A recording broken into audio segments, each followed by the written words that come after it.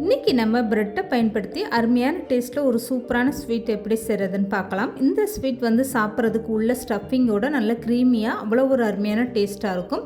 வெளியில் வந்து நல்லா குலோப்ஜான் மாதிரி ஜூஸியாக ரொம்பவே அருமையான டேஸ்ட்டாக இருக்கும்.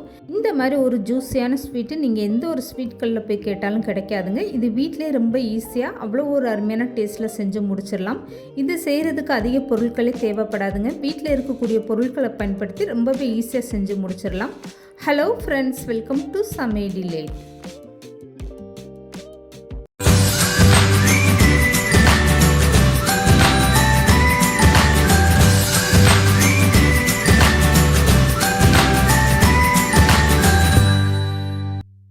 இப்போ இந்த ஸ்வீட் செய்கிறதுக்காக உள்ளே வந்து ஒரு ஸ்டஃபிங் தயார் பண்ணணும். இந்த ஸ்டஃபிங் வந்து ஃபஸ்ட்டு தயார் பண்ணி எடுத்துக்கலாம். இதுக்காக ஒரு அகலமான பாத்திரத்தில் 1 கப் அளவுக்கு நல்ல திக்கான பால் எடுத்துக்கோங்க. காய்ச்சின பால், காய்ச்சாத பால் எது வேணாலுமே எடுத்துக்கோங்க.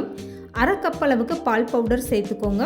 இது கூடவே 1/4 கப் அளவுக்கு கார்ன்ஃப்ளவர் மாவும் 1/4 கப் அளவுக்கு சர்க்கரையும் சேர்த்துக்கோங்க. இப்போ வந்து 2 ஸ்பூன் அளவுக்கு நெய் சேர்த்துக்கோங்க. இப்போ இது எல்லாமே சேர்த்ததுக்கப்புறமா ஸ்டவ்வை ஆன் பண்ணாமே ஒரு ஸ்பூன் வச்சு நல்லா கலந்து கொடுத்துக்கோங்க. இந்த கார்ன்ஃப்ளவர் மாவு, பால் பவுடர் எல்லாமே சேர்த்து இந்த பாலில் நல்லா ஃபஸ்ட்டு கரைச்சி எடுத்துக்கோங்க. அதுக்கப்புறமா ஸ்டவ் ஆன் பண்ணிவிட்டு நீங்கள் இதை நல்லா கலந்து கொடுங்க. எடுத்ததுமே ஸ்டவ் ஆன் பண்ணிட்டீங்கன்னா கார்ன்ஃப்ளவர் மாவு சேர்த்ததுக்கு அங்கங்கே உங்களுக்கு கெட்டியாக ஆரம்பிச்சிடும்.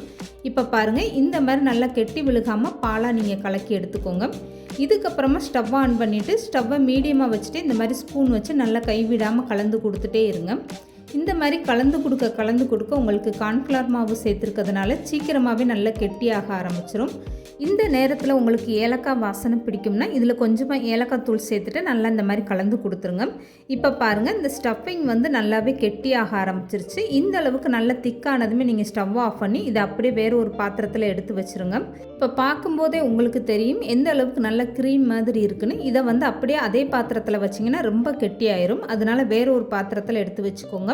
இப்போ இந்த ஸ்டஃபிங் அப்படியே ஒரு ஓரமாக எடுத்து வச்சுருங்க. இதுக்கப்புறமா இந்த ஸ்வீட்டுக்காக சுகர் சிரப்பு தயார் பண்ணிடலாம். இதுக்காக ஒரு அகலமான பாத்திரத்தில் 3/4 கப் அளவுக்கு வெள்ளை சக்கரை சேர்த்துக்கோங்க.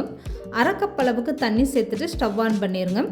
இந்த சுகர் சிரப்பில் ஏலக்காய் தூள் அப்படி இல்லை குங்குமப்பூ சேர்க்க விருப்பப்பட்டீங்கன்னா இந்த மாதிரி டயத்தில் நீங்கள் சேர்த்துட்டு நல்லா கலந்து கொடுத்துருங்க. இப்போ வந்து இந்த சர்க்கரை எல்லாமே நல்லா கரைஞ்சி ஒரு கொதி வரட்டும். அதுக்கப்புறமா நீங்கள் ஸ்டவ் ஆஃப் பண்ணி எடுத்து வச்சுருங்க. இந்த சர்க்கரை பாக்கு கம்பி பதம் எதுவுமே வேண்டாம். குலோப் ஜாமுக்கு எப்படி நம்ம தயார் பண்ணுவோமோ அந்த மாதிரி நீங்கள் சுகர் சிரப்பை தயார் பண்ணி எடுத்து வச்சுக்கிட்டிங்கன்னா போதும். கையில் தொட்டு பார்த்தா இந்த மாதிரி நல்லா பிசுபிசுப்பு தன்மையாக இருக்கணும். இப்போ வந்து சுகர் சிரப்பு கரெக்டான ஸ்டேஜில் இருக்குது. இந்த ஸ்டேஜில் நீங்கள் ஸ்டவ் ஆஃப் பண்ணி இந்த சுகர் சிரப்பை அப்படியே எடுத்து வச்சுருங்க. சுகர் சிரப்பு ரொம்ப கம்பி பதம் வந்துச்சுன்னா நம்ம செய்யக்கூடிய ஸ்வீட்டில் வந்து உள்ளே ஃபுல்லாக உங்களுக்கு அந்த சுகர் சிரப்பு இறங்காது. அதனால் இந்த மாதிரி நல்ல பிசுபிசுப்பு தன்மை வந்ததுமே சுகர் சிரப்பை இறக்கி வச்சுருங்க. இப்போ இந்த ஸ்வீட் செய்கிறதுக்காக நான் மீடியம் சைஸ் ப்ரெட்டு 7லேருந்து 8 ப்ரெட் அளவுக்கு எடுத்திருக்கேன். உங்களுக்கு எந்த அளவுக்கு ஸ்வீட் வேணுமோ அதுக்கேற்ற மாதிரி நீங்கள் ப்ரெட் எடுத்துக்கோங்க. இப்போ ஒரு ப்ரெட் எடுத்து இந்த மாதிரி சப்பாத்தி கட்டையில் வச்சுட்டு நல்லா லேசாக தேய்ச்சிக்கோங்க. எந்த அளவுக்கு நல்லா லேசாக தேய்க்க முடியுமோ அந்த மாதிரி லேசாக தேய்ச்சி எடுத்துக்கோங்க. இந்த ஸ்வீட் செய்யும்போது நீங்கள் கண்டிப்பாக ப்ரெட்டை இந்த மாதிரி சப்பாத்தி கட்டையில் வச்சு தேய்ச்சி எடுத்துக்கோங்க. இப்படி தேய்க்காமல் நீங்கள் உள்ள ஸ்டஃபிங் வச்சு மடிச்சிங்கன்னா உங்களுக்கு ப்ரெட்டு வந்து உடஞ்சிட்டு வந்துடும். அப்படி இல்லைன்னா அந்த ஸ்டஃபிங் எல்லாம் பிரிஞ்சு வெளியே வர ஆரம்பிச்சிடும். அதனால் கண்டிப்பாக இந்த மாதிரி நீங்கள் தேய்ச்சிட்டு அதுக்கப்புறமா இந்த மாதிரி சின்ன கிண்ணமோ மூடியோ வச்சு ரவுண்டாக கட் பண்ணி எடுத்துக்கோங்க. இப்போ நான் கட் பண்ண ப்ரெட்டை எடுத்து காட்டுறேன் பாருங்கள், எந்த அளவுக்கு நல்லா லேஸாக இருக்குன்னு. இந்த ஓரங்கள்லாம் நீங்கள் அப்படியே எடுத்துருங்க. இந்த மாதிரி மீதம் இருக்கக்கூடிய எல்லா ப்ரெட்டுமே தேய்ச்சிட்டு நீங்கள் கட் பண்ணி எடுத்து வச்சுக்கோங்க. இதுக்கப்புறமா அந்த ஸ்வீட் எப்படி செய்கிறதுன்னு பார்க்கலாம். இப்போ கட் பண்ணி எடுத்து வச்சுருக்க ப்ரெட்டிலேருந்து ஒன்று எடுத்து இந்த மாதிரி சப்பாத்தி கட்டையில் வச்சுட்டு இன்னும் ஒரு டைம் இந்த மாதிரி லேசாக தேய்ச்சிக்கோங்க. ரொம்ப அழுத்தி தேய்க்க வேண்டாம். இப்போ இந்த ப்ரெட்டு வந்து அப்படியே இருக்கட்டும். இதுக்கப்புறமா நம்ம ரெடி பண்ணி எடுத்து வச்சுருக்க அந்த ஸ்டஃபிங்லேருந்து ஒரு 1/2 ஸ்பூன் அளவுக்கு எடுத்து இந்த மாதிரி நடுவில் வச்சுக்கோங்க. இப்போ வந்து சுற்றிலும் கொஞ்சமாக நீங்கள் தண்ணி எடுத்து இந்த மாதிரி விரல்னால இந்த மாதிரி சுற்றி தேய்ச்சிக்கோங்க. அப்போ தான் ப்ரெட்டு வந்து மடிக்கும்போது உங்களுக்கு ஒன்றோடு ஒன்று நல்லா ஒட்டிக்கிறோம். உள்ளே இருக்கக்கூடிய ஸ்டஃபிங் வந்து பிரிஞ்சு வராமல் இருக்கும். இந்த மாதிரி ஒரு விரலில் நீங்கள் தண்ணியை தொட்டி இப்படி சுற்றி எடுத்து வச்சிங்கன்னா போதும். இந்த ஸ்டஃபிங் வந்து நல்லா நடுவில் இருக்கிற மாதிரி இந்த மாதிரி வச்சுக்கோங்க. இதுக்கப்புறமா நம்ம கொலக்கட்டை எப்படி மடிப்போமோ அந்த மாதிரி நல்லா மடிச்சுட்டு இந்த ஓரங்களை மட்டும் இந்த மாதிரி நல்லா அழுத்தி விட்டுருங்க. இந்த மாதிரி செய்யும்போது 2 சைடுமே உங்களுக்கு நல்லா ஒன்றோடு ஒன்று ஒட்டிக்கிறோம். உள்ளே இருக்கக்கூடிய ஸ்டஃபிங்லாம் பிரிஞ்சு வராமல் இருக்கும். மீதம் இருக்கக்கூடிய எல்லா ப்ரெட்டும் இந்த மாதிரி நீங்கள் ஸ்டஃபிங் வச்சு தயார் பண்ணி எடுத்து வச்சுக்கோங்க. இந்த ப்ரெட்டை நீங்கள் அப்படியே கூட சாப்பிட்லாம். உள்ளே வச்சுருக்கக்கூடிய ஸ்டஃபிங் வந்து நல்லா க்ரீமியாக ரொம்பவே அருமையான டேஸ்ட்டாக இருக்கும். இப்போ வந்து அந்த ஸ்வீட்டை எப்படி பொரிச்சு எடுக்கிறதுன்னு பார்க்கலாம். இப்போ பொரிச்சு எடுக்கிறதுக்காக எண்ணெய் வந்து நல்லா சூடாயிருச்சு. சூடான எண்ணெயில் இந்த மாதிரி ஒவ்வொரு ப்ரெட்டாக தள்ளி தள்ளி சேர்த்துக்கோங்க. ஒரே நேரத்தில் அதிகமாக சேர்க்காம எண்ணெய் பாத்திரம் எந்த அளவுக்கு பத்துதோ அதுக்கேற்ற மாதிரி நீங்கள் சேர்த்துக்கோங்க. எண்ணெய் வந்து நல்லா சூடாக இருக்கணும். மிதமான சூட்டில் நீங்கள் சேர்த்திங்கன்னா ப்ரெட்டு வந்து எல்லாமே எண்ணெய் குடிக்க ஆரம்பிச்சிடும். இந்த அளவுக்கு போட்டதும் நல்லா பொரிஞ்சு வரணும். இந்த மாதிரி எண்ணெய் வந்து நல்லா சூடாக இருக்க மாதிரி பார்த்துக்கோங்க. இப்போ இந்த ஸ்வீட்டை எண்ணெயில் போட்டதுமே ஸ்டவ்வை மீடியமாக வச்சுட்டு ஒரு 2 நிமிஷம் அப்படியே ஃப்ரீயாக விட்டுருங்க. உடனே கரண்டி போட்டு கலந்து கொடுக்காதீங்க.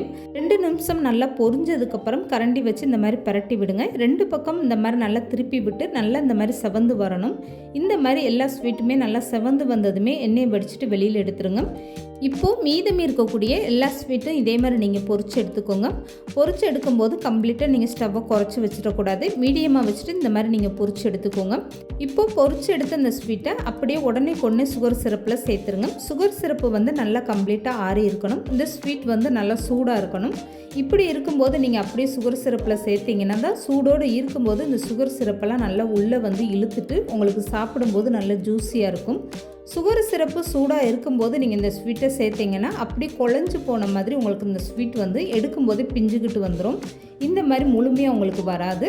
இந்த மாதிரி முழுமையாக வரணுன்னா நீங்கள் சுகர் சிரப்பை கம்ப்ளீட்டாக நல்லா ஆற வச்சுட்டு இந்த மாதிரி நீங்கள் சேர்த்துக்கோங்க. இப்போ இந்த ஸ்வீட்டை வந்து நீங்கள் 1 மணி நேரம் அப்படியே சுகர் சிரப்பில் 2 பக்கம் திருப்பி விட்டு ஊற வச்சு எடுத்துக்கிட்டிங்கன்னா போதும். அவ்வளோதாங்க. ரொம்பவே சூப்பரான ஜூஸியான ஸ்வீட் வந்து ரெடி ஆகிடுச்சு பாருங்கள்.